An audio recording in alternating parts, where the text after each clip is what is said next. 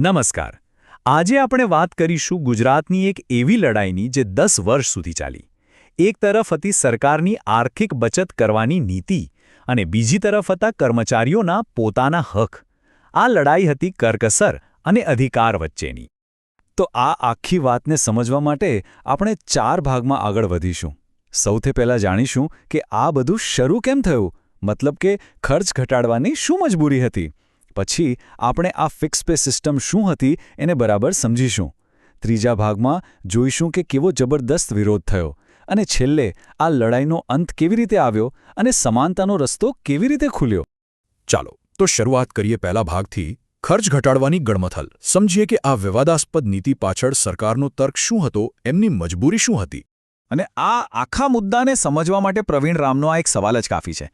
એમણે પૂછ્યું કે જો સરકાર જ આવું કરે તો પેલી પ્રાઇવેટ કંપનીઓ પાસેથી શું અપેક્ષા રાખવાની. આ એક સવાલ. બસ આખી વાતનો સાર આમાં આવી જાય છે. જે નૈતિક સવાલ આ નીતિ સામે ઊભો થયો હતો એ આ જ હતો. તો સવાલ એ થાય કે સરકાર આવું કેમ કરી રહી હતી, એમનો ઓફિશિયલ જવાબ શું હતો.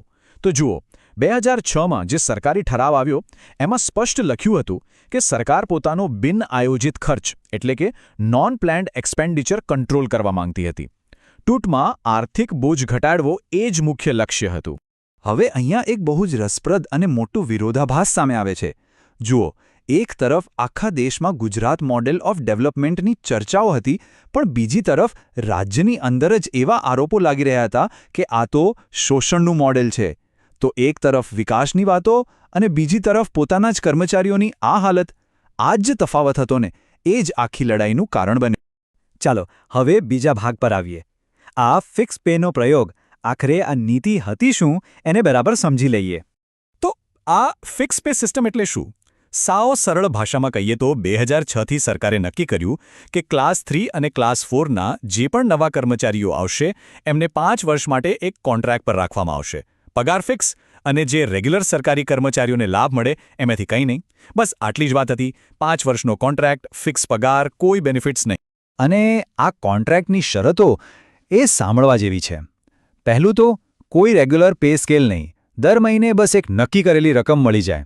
બીજું, પેન્શન, એલટીસી આવા કોઈપણ સરકારી લાભો ભૂલી જવાના.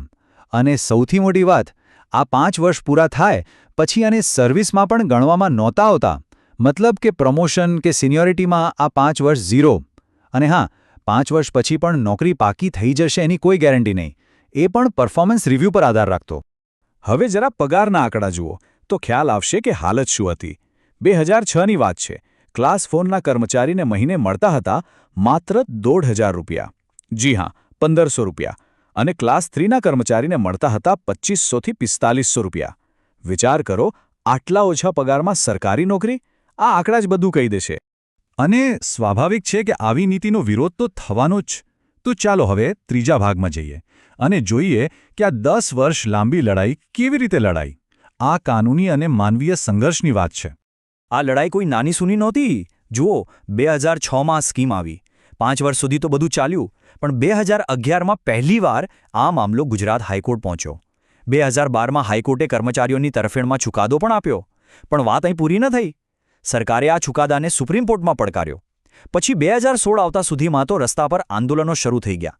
ખાસ કરીને ગુજરાત જન અધિકાર મંચે મોટા પાયે વિરોધ પ્રદર્શનો કર્યા.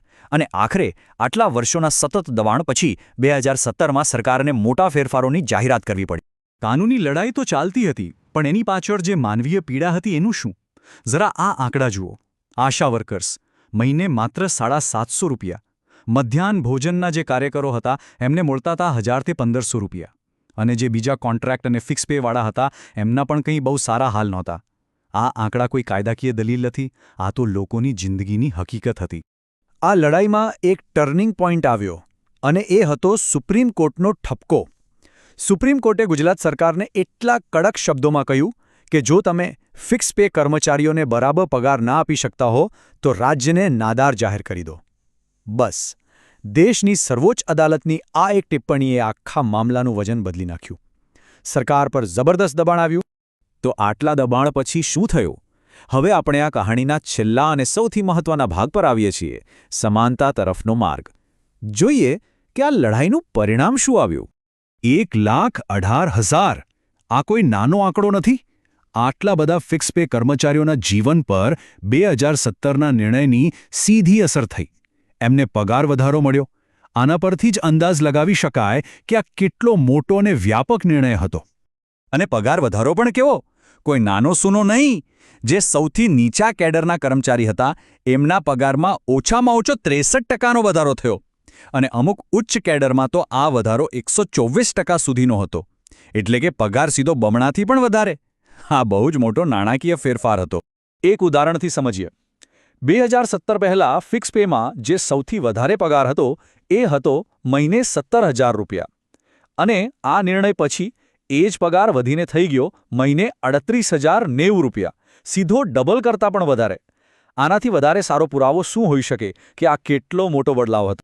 તો અંતે કર્મચારીઓને મળ્યું શું? 3 મોટી જીત મળી.